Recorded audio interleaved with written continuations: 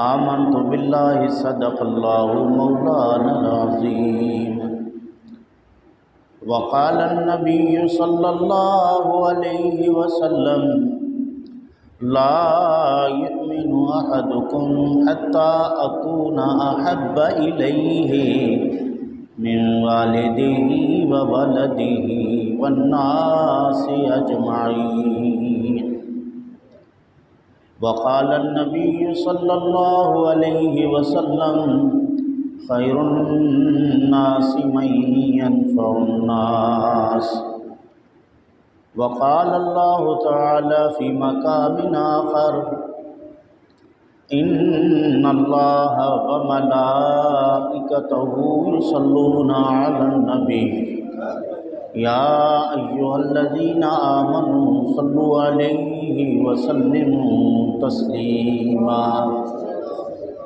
اللهم صل على سيدنا ومولانا محمد وعلى آل سيدنا وأصحاب سيدنا ومولانا محمد وبارك وسلم عليه یا محمد مصطفیٰ قربان تیرے نام پر پاک سچا دین تیرا ہوں فدا اسلام پر بہت شیرین و لذیذ و پاک تیرا نام ہے جو ادب سے نام لے وہ لائق انعام ہے کوئی تجھ سا ہوا ہے نہ ہوئے گا کبھی جو نبی پیدا ہوئے خادم ہوئے تیرے سبھی از فروغ تست روشن دین و دنیا ہر دو جا بر تو بادا از خدا صلوات یا بدرت جا مادر گیتی نزادہ چون تو فرزند دیگر دیدئی عالم نہ دیدہ ہم چو تو حسن لکا کئی ملک کر دے بے پیش آدم خاکی سجود نور تو درب نبود گر ودیت اے خدا کر جوانی میں عبادت کاہلی اچھی نہیں جب بڑھاپا آ گیا بات بن پڑتی نہیں ہے بڑھاپا بھی غنیمت جب جوانی ہو چکی یہ بڑھاپا بھی نہ ہوگا موت جس دم آ گئی یا صاحب الجمال و یا سید البشر من وجهك المنیر لقد نظر القمر لا يمكن الثناء كما كان حقه بعد خدا بزرگ توئی قصہ مختصر حمد و صلاۃ کے بعد واجب الاحترام دوستان عزیز برادران اسلام اللہ وحدہ لا شریک کے پاک کلام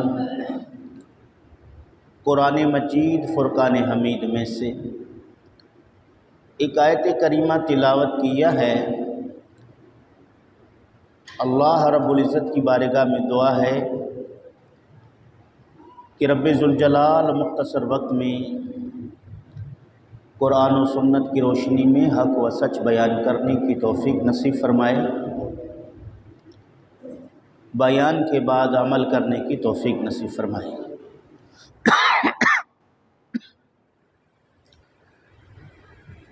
عزیزان گرامی آج کی تقریر کا عنوان ہے اتباع رسول صلی اللہ علیہ وسلم نبی کریم صلی اللہ علیہ وآلہ وسلم کی پیروی کرنا۔ قرآن مجید میں اللہ رب العالمین نے اپنے پیارے رسول صلی اللہ علیہ وآلہ وسلم کی اطاعت کا، آپ صلی اللہ تعالیٰ علیہ وآلہ وسلم کی اتباع کا، آپ صلی اللہ تعالیٰ علیہ وآلہ وسلم کی تکریم کرنے کا، آپ صلی اللہ علیہ وآلہ وسلم کی تعظیم کرنے کا، اور آپ صلی اللہ علیہ وآلہ وسلم سے محبت رکھنے کا حکم ارشاد فرمایا ہے۔ اس پر قرآن مجید کی آیات موجود ہیں۔ اللہ رب العالمین نے فرمایا قل، اے حبیب صلی اللہ علیہ وسلم کہہ دیجئے، فرما دیجئے، ان کنتم تحبون اللہ، اگر تم اللہ رب العالمین سے محبت کرنا چاہتے ہو، اے پیغمبر صلی اللہ علیہ وسلم لوگوں سے کہہ دیجئے جو اللہ رب العالمین سے محبت کرنا چاہتے ہیں، جو اللہ رب العالمین کے محب بننا چاہتے ہیں، جو اللہ رب العالمین کے دوست بننا چاہتے ہیں، فاتبعونی،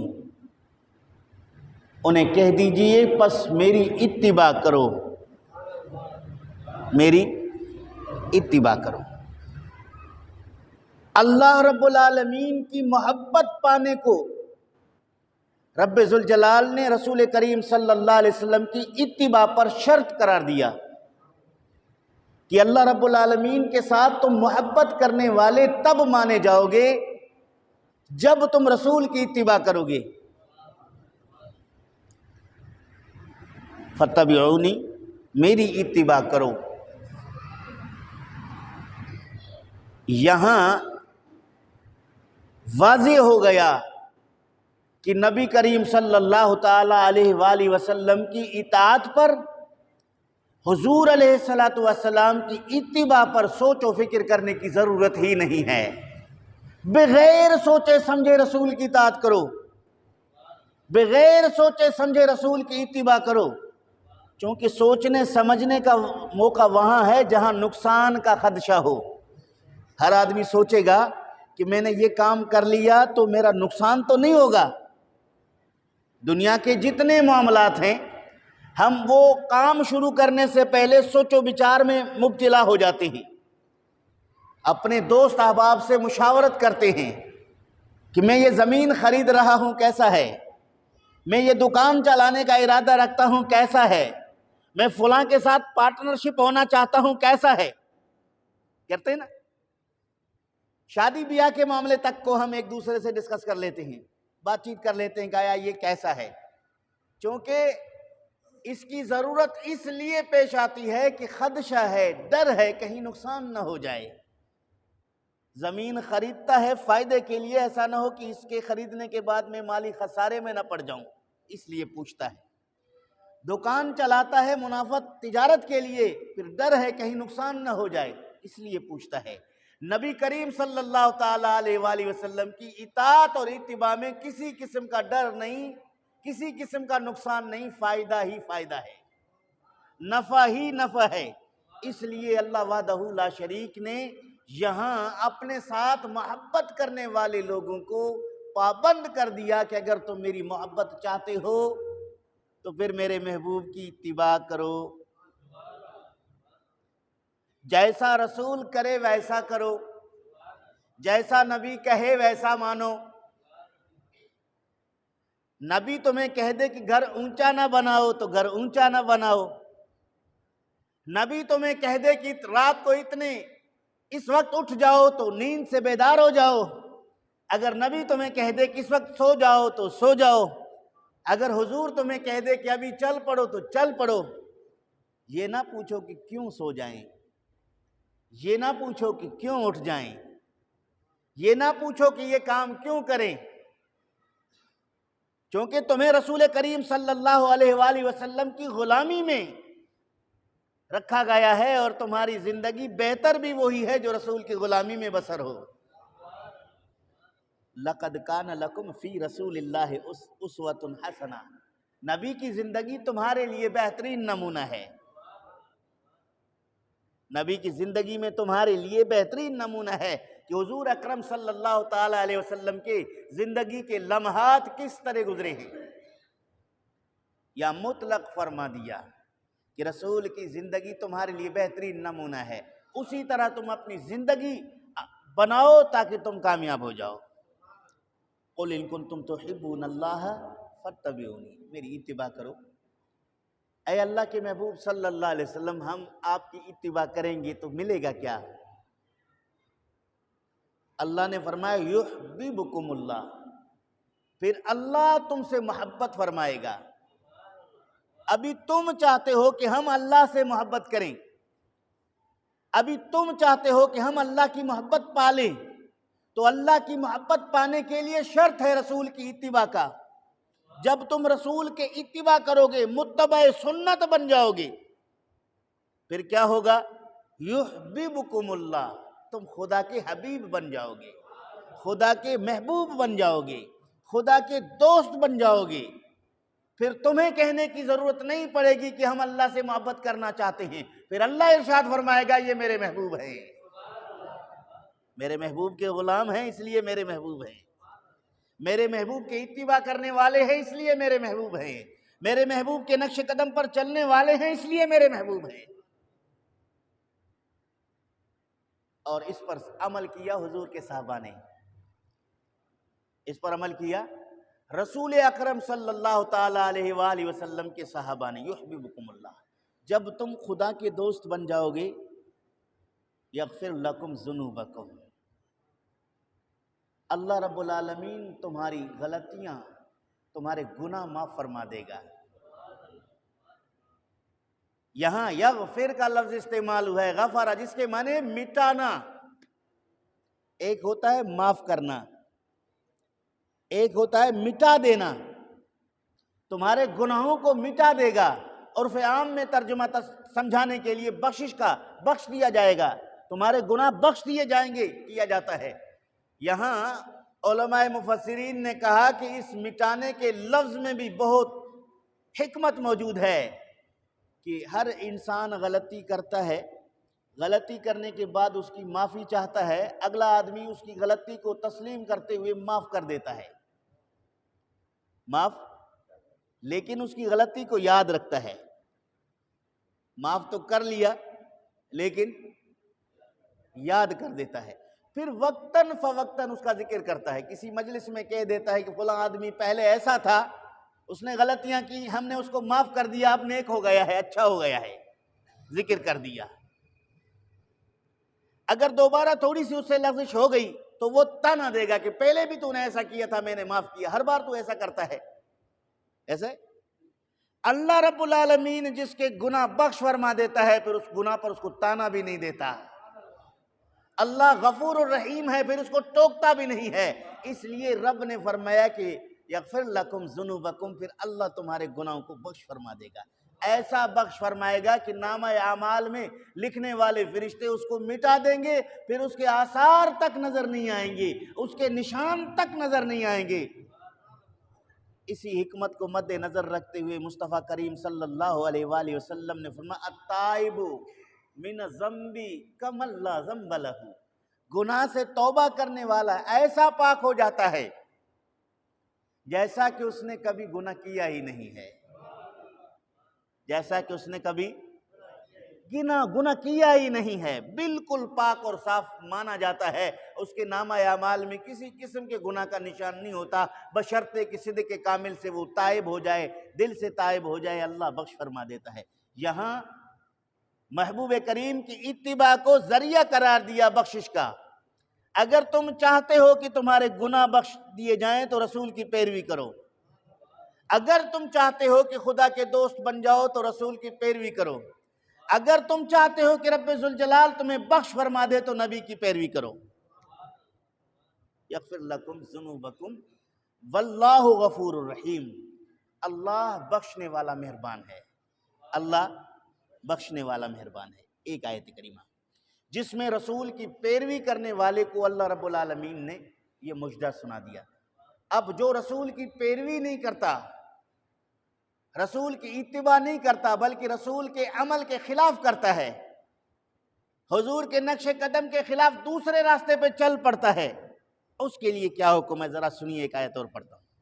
فرمایا وَمَن يُشَاقِقِ الرَّسُولَ مِن بَعْدِ مَا تَبَيَّنَ لَهُ الْهُدَىٰ وَيَتَّبِعْ غَيْرَ سَبِيلِ الْمُؤْمِنِينَ نُوَلِّهِ مَا تَوَلَّىٰ وَنُصْلِهِ جَهَنَّمَ وَسَاءَتْ مَصِيرًا۔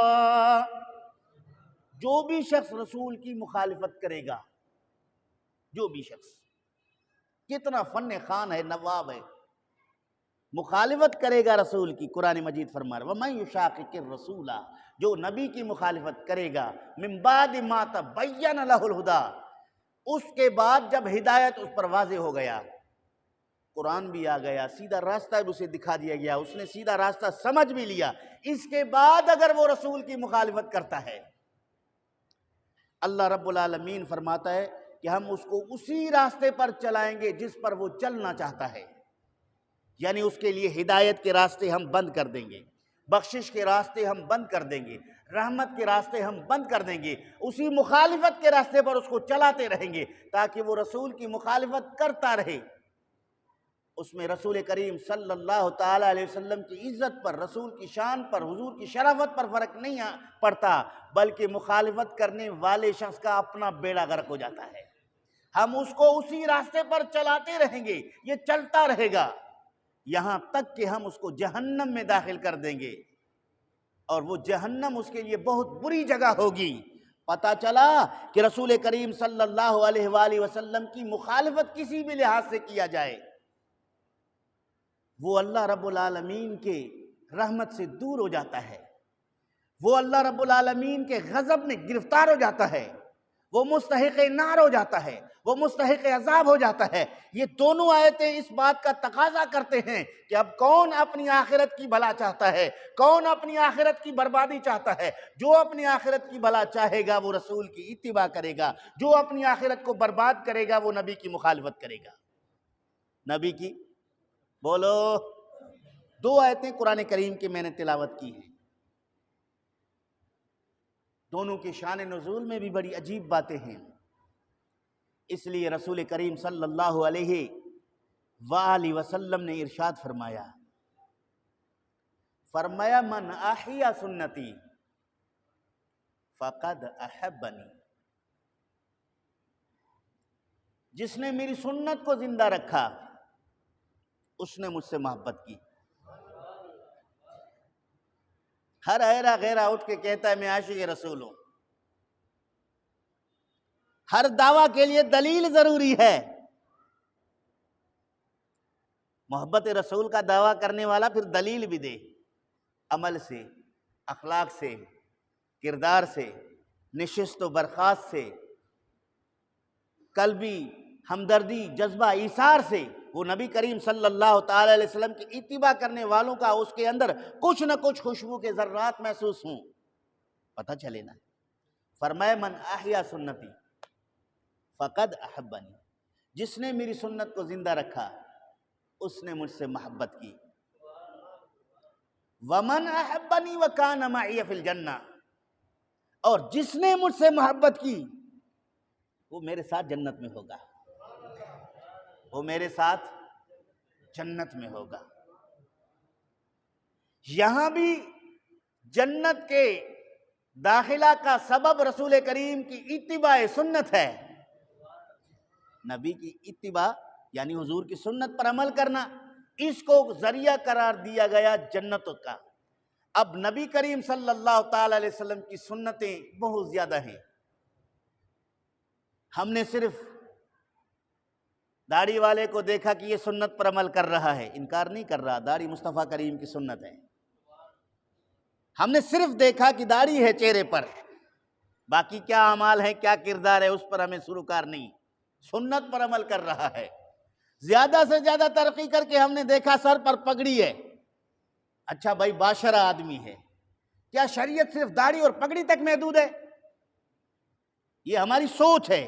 میں آج آپ کے ذہن میں وہ بات ڈالنا چاہتا ہوں، داڑھی کی فضیلت کا بھی انکار نہیں ہے، امامہ شریف کی فضیلت کا بھی انکار نہیں ہے، متبع سنت داڑھی بھی رکھے گا، پگڑی بھی پہنے گا، لیکن فقط انحصار ان چیزوں پر نہیں ہے، آگے کام بہت کچھ ہے، صرف ان باتوں پر نہیں۔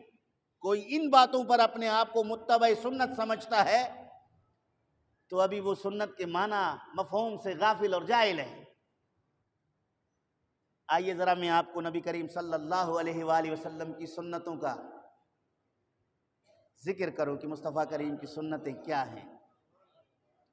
حضرت ام المومنین خدیجۃ الکبریٰ رضی اللہ تعالی عنہا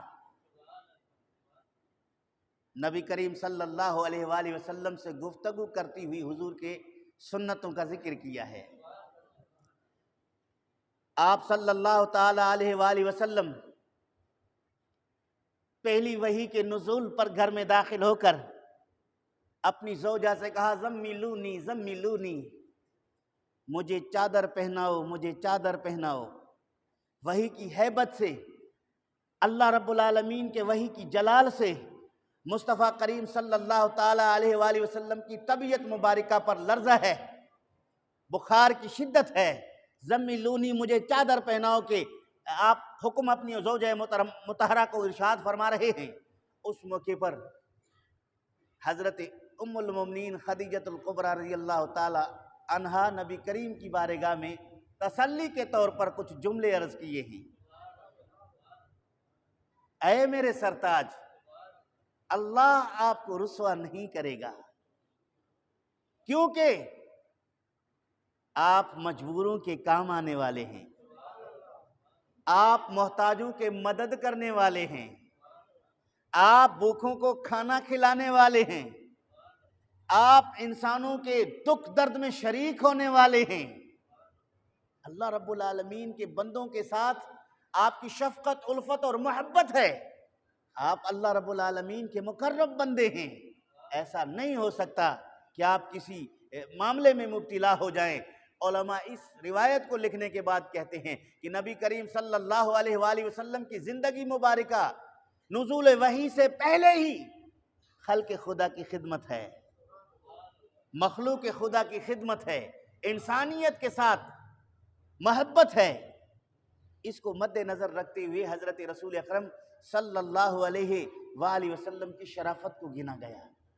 پھر آپ صلی اللہ تعالی علیہ وآلہ وسلم نے یہ بھی ارشاد فرمایا کہ وہ شخص مومن نہیں ہے، وہ شخص، کہہ دو نا سبحان اللہ، میری حوصلہ افزائی ہو جائے، مصطفیٰ کریم کی احادیث سن لیں، بات سمجھ میں آ جائے، شریعت کی تعلیم ہے۔ نبی کریم صلی اللہ علیہ وسلم نے فرمایا کہ وہ شخص مومن ہی نہیں ہے جو خود سیر ہو کر کھائے اور ساتھ میں اس کا پڑوسی بھوکا سو جائے، پڑوسی بھوکا سو جائے، وہ مومن ہی نہیں ہے۔ مومن کو زیب نہیں دیتا کہ خود صرف بطن پروری میں لگا رہے، خود اپنے عیش و عشرت میں مست و الست رہے، نہیں، مخلوق خدا کے ساتھ اس کو محبت، ہمدردی اور جذبہ ہونا چاہیے۔ اگر پڑوسی بھوکا سو جاتا ہے، یہ شراب اور کباب میں مست ہو کر شب گزار لیتا ہے، رات گزار لیتا ہے، پھر باہر آ کر کہتا ہے کہ میں حاجی، میں قاضی، میں مومن، میں مولوی، میں قاری، میں فلاں، میں فلاں، حضور نے فرمایا یہ تو باتیں بعد کی ہیں، یہ مومن بھی نہیں ہے کہ پڑوسی بھوکا سو جائے اور یہ خود سیر ہو کر کھائے۔ آج ہم دیکھتے ہیں لوگوں کی نشست و برخاست دیکھتے ہیں، پڑوسی کے گھر کے اندرونی معاملات کو تو آشکارا کر دیتے ہیں، فلاں کے گھر میں یہ ہے، فلاں کے گھر میں یہ ہے، فلاں کے گھر کا ماحول یہ ہے، فلاں کے گھر کا ماحول یہ ہے، اس میں اپنا وقت ضائع کر کے زبان گندی کر لیتے ہیں۔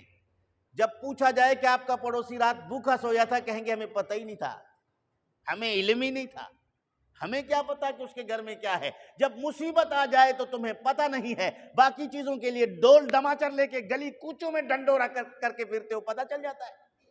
یہ حضور بدترز گناہ ہے۔ تو عزیزان گرامی، مصطفیٰ کریم صلی اللہ علیہ وآلہ وسلم نے پڑوسی کو بھوکا سلانے سے روکا ہے کہ جو بھی ہے مل کے کھا لو، پڑوسی کے گھر بھیج لو۔ اور آپ صلی اللہ علیہ وآلہ وسلم اپنی ازواج مطہرات کو اکثر یہ حکم فرمایا کرتے تھے کہ جو سالن بن رہا ہے گوشت کا، اس کا شوربہ زیادہ کرو، پانی زیادہ کرو، اور پھر کہ یہ گوشت کا شوربہ جب زیادہ ہو جائے سالن کا، پڑوسیوں کے ہاں بھیجا کرو، پڑوسیوں کے ہاں بھیجا کرو۔ تو یہ سنت مصطفیٰ، یہ بھی مصطفیٰ کریم کی سنت ہے۔ آپ صلی اللہ علیہ وآلہ وسلم کے سیرت نگار لکھتے ہیں، ایک یتیم بچہ، اللہ، اسلام سے اس کا کوئی تعلق نہیں ہے، اپنی ماں کا کرتا پھٹا ہوا دیکھ کر بیٹا پریشان ہو کر کپڑے کی تلاش میں کبھی کس نواب کے گھر، کبھی کس نواب کے گھر، اور اسے مشورہ دینے والے مشورہ دیتے ہیں کہ اگر تجھے کوئی کپڑا مل سکتا ہے تو مصطفیٰ کریم کی بارگاہ میں جاؤ۔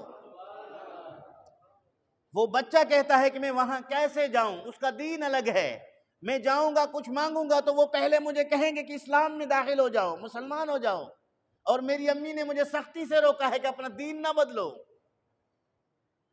سوچنے کی بات ہے۔ لیکن بالآخر وہ نبی کریم صلی اللہ علیہ وآلہ وسلم کی بارگاہ اقدس میں آ کر اپنی والدہ کے بیوہ ہونے اور بے لباس ہونے کا ذکر کیا، ساتھ میں یہ بھی کہہ دیا کہ میری امی نے کہا ہے کہ مسلمان نہیں ہونا۔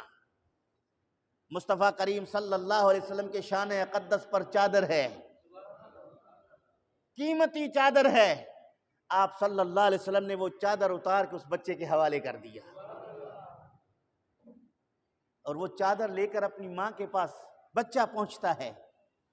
ماں نے پوچھا بیٹا کہاں سے لائے؟ کہا کہ میں محمد ابن عبداللہ سے لے کر آیا ہوں۔ بچہ اس نے آپ کو کیا کہا؟ کہا انہوں نے مجھے کچھ نہیں کہا، میں نے پہلے ہی انہیں کہہ دیا تھا کہ میں مسلمان نہیں ہوں گا، لیکن مجبوری ہے میں آیا ہوں۔ اس نے کچھ کہے بغیر چادر دے دی۔ ماں نے کہا بیٹا چل تو بھی مسلمان ہو جا، میں بھی مسلمان ہوں۔ یہ مصطفیٰ کریم کا اخلاق ہے، یہ رسول کریم صلی اللہ تعالی علیہ وسلم کی سنت ہے۔ کاش کہ ہم اس پر عمل کریں، کاش کہ ہم ان باتوں کو سمجھیں۔ مخلوق خدا کے ساتھ ہمدردی کا جذبہ جو رسول کریم صلی اللہ علیہ وسلم کی طرف سے ہے اس کو سمجھیں۔ آپ صلی اللہ علیہ وآلہ وسلم نے فرمایا المسلم اخو المسلم، ایک مسلمان دوسرے مسلمان کا بھائی ہے۔ کیا ہے؟ کیا ہے؟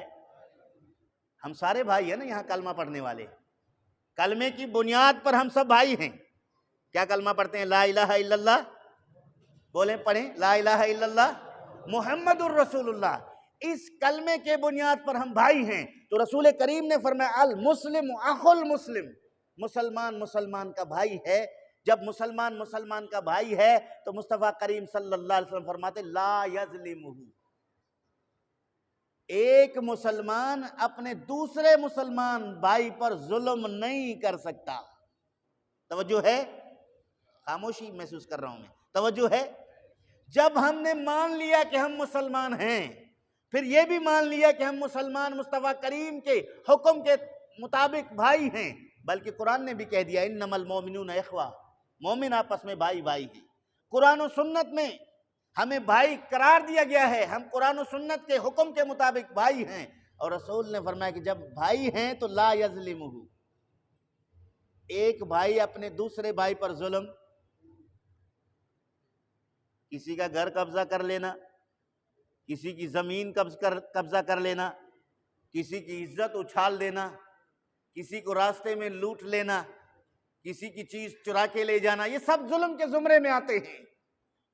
ہم جس کو لوٹ رہے ہیں وہ بھی مسلمان ہے، جو لوٹ رہا ہے وہ بھی مسلمان ہے، جس کی چوری ہو رہی ہے وہ بھی مسلمان ہے، جو چوری کر رہا ہے وہ بھی مسلمان ہے، جو قتل کر رہا ہے وہ بھی مسلمان ہے، جو قتل ہو رہا ہے وہ بھی مسلمان ہے، جو گالی دے رہا ہے وہ بھی مسلمان ہے، جو گالی سن رہا ہے وہ بھی مسلمان ہے۔ یہ ظلم اور زیادتی ہم ایک دوسرے کے ساتھ کر رہے ہیں۔ مصطفیٰ کریم نے امن کے فضا کو قائم فرماتے ہوئے فرمایا لا یظلمہ، ظلم نہیں کرتا۔ حق کا مطالبہ کرنا اس کی ممانعت نہیں ہے کہ میرا کسی مسلمان بھائی پر حق ہے میں اس کو طلب کر لوں، اس سے شریعت نے نہیں روکا۔ جتنا حق ہے اتنا لینا تو جائز ہے، لیکن اس سے زیادہ لینا ظلم ہے، اس سے زیادہ لینا ظلم ہے۔ تو حقدار کو حق دینا یہ انصاف عدل ہے، اس کے شریعت نے نہیں روکا، بلکہ زیادتی سرکشی سے روکا جس کو ظلم قرار دیا. فرمایا ولا یسلمہ، نہ وہ پکڑ کر کسی کے حوالے کر دیتا ہے. کسی مسلمان کو پکڑ کر کسی ظالم کے حوالے کر دیتا ہے، وہ بھی زیب نہیں دیتا. جیسا سابقہ دور میں ایک مسلمہ خاتون ڈاکٹر عافیہ صدیقی کو ایک جرنل نے پکڑ کے وحشی درندے کے حوالے کر دیا. آج تک وہ جیل کے سلاخوں میں سڑ رہی ہے، جل رہی ہے. مصطفیٰ کریم صلی اللہ علیہ وسلم یہ بھی مسلمان ہونے کا دعوے دار تھے، وہ خاتون بھی مسلمان. اپنی عدالت، اپنا ملک، سب کچھ ہونے کے باوجود پکڑ کے کسی کے حوالے کر دینا، یہ نہ مردانگی ہے، نہ یہ اسلام کا مزاج ہے، نہ مصطفیٰ کریم کی سنت ہے، بلکہ یہ سراسر ظلم اور زیادتی ہے جس کو رسول اکرم صلی اللہ علیہ وآلہ وسلم نے روکا ہے. آگے چلیے. مصطفیٰ کریم صلی اللہ علیہ وسلم نے فرمایا کہ جو بھی شخص کسی مصیبت زدہ انسان کی مصیبت کو دور کر دیتا ہے، اللہ تعالیٰ جل شانہ قیامت کے دن جو مصائب اس پر آئیں گے اللہ اسے دور فرما دے گا. مسلمان سے مصیبت ٹالنا، مصیبت میں مبتلا ہے، خدا کی طرف سے آیا ہوا ہے، اب دوسرا بھائی بے چین اور بے قرار ہے، کسی نہ کسی طریقے سے یہ مصیبت اس سے ٹل جائے اور معاملہ جو ہے سنور جائے، یہ اصلاح ہو جائے، یہ فساد ختم ہو جائے، یہ پریشانی اس کی دور ہو جائے، تو اللہ کے محبوب فرماتے ہیں اس فکر کرنے والے کی پریشانیوں کو اللہ آخرت میں دور فرما دیتا ہے. یہ مصطفیٰ کریم کی اتباع ہے. اور پھر آپ صلی اللہ تعالیٰ علیہ وآلہ وسلم نے یہ بھی ارشاد فرمایا کہ جو شخص جب تک اپنے مسلمان بھائی کی مدد میں ہے اس وقت اللہ تعالیٰ جل شانہ اس کی مدد میں ہے. اگر کوئی چاہتا ہے کہ مجھے غیبی مدد مل جائے وہ اللہ کے مخلوق کی مدد کرے. کوئی چاہتا ہے کہ میری رزق وسیع ہو جائے وہ اللہ کے بھوکے مخلوق کو کھانا کھلائے. اگر کوئی چاہتا ہے کہ میری عزت ہو جائے ہر چھوٹے بڑی کی عزت کرنا شروع کر دے، اللہ تعالیٰ جل شانہ اس کو عزت کا تاج پہنا دے گا. اللہ تعالیٰ اس کے رزق میں کشادگی عطا فرما دے گا. اللہ تعالیٰ جل شانہ اس کے مصائب کو دور فرما دے گا. ہم نے جیتے جی دیکھا بہت سارے ظالم اور فاسق لوگ اپنے طاقت کے بل بوتے پر غریبوں اور مسکینوں کے حقوق پر ڈاکہ ڈالتے ہوئے غصب کرتے رہے. انجام بڑا برا ہوا، انجام بڑا برا ہوا. اور یہ برے انجام کا سامنا کر کے وہ آخرکار خالق کے حقیقی کی بارگاہ میں پہنچے. اب وہ جانے، ان کا اللہ جانے، ان کے حساب اور ان کے اعمال جانے. تو نبی اکرم صلی اللہ تعالی علیہ وآلہ وسلم کی اتباع میں مسلمانوں کی فلاح ہے. اور یہی اتباع رسول کریم صلی اللہ علیہ وسلم کی جس نے کیا اللہ رب ذوالجلال نے ان کو نوازا ہے. حضرت عبداللہ ابن سلام صحابی ہیں. آخری بات کر رہا ہوں. مصطفیٰ کریم صلی اللہ تعالی علیہ وآلہ وسلم مکہ مکرمہ سے ہجرت فرما کر مدینہ منورہ میں تشریف لائے. حضور صلی اللہ تعالی علیہ وآلہ وسلم کی تشریف آوری کا ذکر مدینہ کے مضافات میں ہونے لگا. اور مدینہ کے مضافات میں آس پاس یہودیوں کے بہت بڑی بستیاں تھے، باغات تھے، ان کی زمینیں تھیں، وہ کاشتکاری کیا کرتے تھے. ان میں سے ایک عبداللہ ابن سلام بھی تھا، یہودی بھی تھا، یہودیوں کا عالم بھی تھا، یہودیوں کا پیر اور پیشوا بھی تھا. ہزاروں یہودی اس کے پیچھے تھے، جو وہ کہتا تھا یہودی مانتے تھے. وہ اپنے باغ میں کھجور چن رہا ہے. اس کے بیٹے نے آ کر خبر دی کہ ابا آپ باغ میں کام کر رہے ہیں. مدینہ کے شہر میں ایک شخص آیا ہے جس کو محمد بن عبداللہ کہتے ہیں. وہ آ کر کہتا ہے کہ میں اللہ کا نبی ہوں، میں اللہ کا رسول ہوں. لوگ اس کے پاس جا رہے ہیں، ان کو دیکھ رہے ہیں، ان کی باتیں سن رہے ہیں، آپ نہیں گئے؟ عبداللہ ابن سلام فرماتے ہیں کہ میں اپنا قمیض کا کرتے کا وہ دامن پکڑ کے اس میں کھجور ڈال رہا تھا. میں نے وہ کھجور وہاں ڈال دیا اور سیدھا رسول کریم صلی اللہ علیہ وآلہ وسلم سے ملنے کے لیے مدینہ آیا، یہ نیت لے کر کہ میں ملاقات کر لوں، اگر نبی ہوگا تو کلمہ پڑھ کے مسلمان ہو جاؤں گا. توریت اور زبور میں ان کے علامات موجود ہیں. ان توریت اور زبور کا میں عالم ہوں. توریت اور زبور کے بتائے ہوئے علامات سے پہچان لوں گا کہ نبی ہے تو کلمہ پڑھ لوں گا. اگر علامات اس کے مطابق نہیں ہوئے تو لوگوں کو سمجھا دوں گا.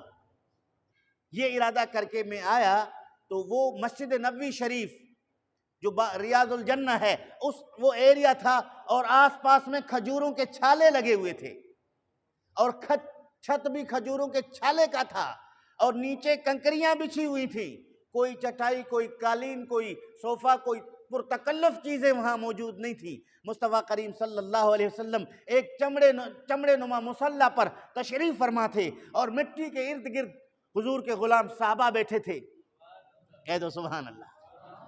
فرماتے ہیں کہ حضور صلی اللہ علیہ وسلم اپنے غلاموں سے باتیں کر رہے تھے، میں سامنے سے آیا، میں نے دیکھا رسول کریم کے چہرے مبارک کو، حضور کے نورانی چہرے کو دیکھا۔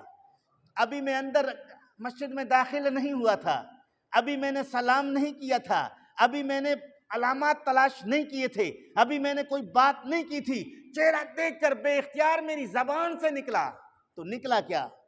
انہو لیس بوجہ الکذاب، اتنا نورانی چہرے والا کسی جھوٹے آدمی کا ایسا چہرہ نہیں ہو سکتا۔ اتنا نورانی چہرہ، اتنا خوبصورت چہرہ جو دل کو بھا لے، جو دل کو کھینچ لے، جو انسان کو غلامی کے دام تصویر میں گرفتار کر لے، یہ کوئی جھوٹا نہیں ہو سکتا۔ فرماتے ہیں میں نے یہ باتیں سنی، یہ کہہ کر میں اندر داخل ہوا، رسول کریم صلی اللہ علیہ وآلہ وسلم لوگوں سے فرما رہے تھے اطعموا الطعام، بھوکھوں کو کھانا کھلاؤ۔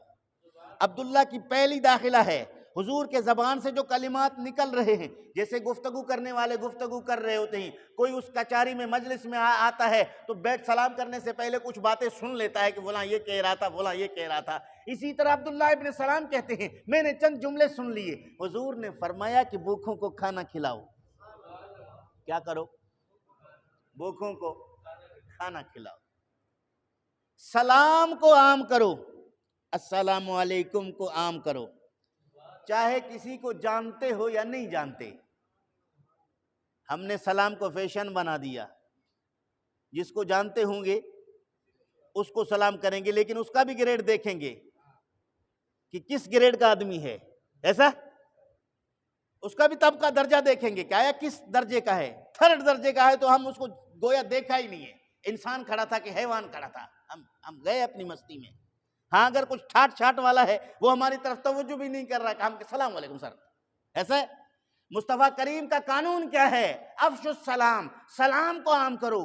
یہ نہ دیکھو کہ غریب ہے، یہ نہ دیکھو کہ امیر ہے، یہ نہ دیکھو کہ حاکم ہے، یہ نہ دیکھو کہ محکوم ہے، یہ نہ دیکھو کہ جاننے والا ہے، یہ نہ دیکھو کہ نہ جاننے والا ہے، کوئی بھی ہے سلام کرو، کوئی بھی ہے۔ آج کے بعد کرو گے اس پہ عمل؟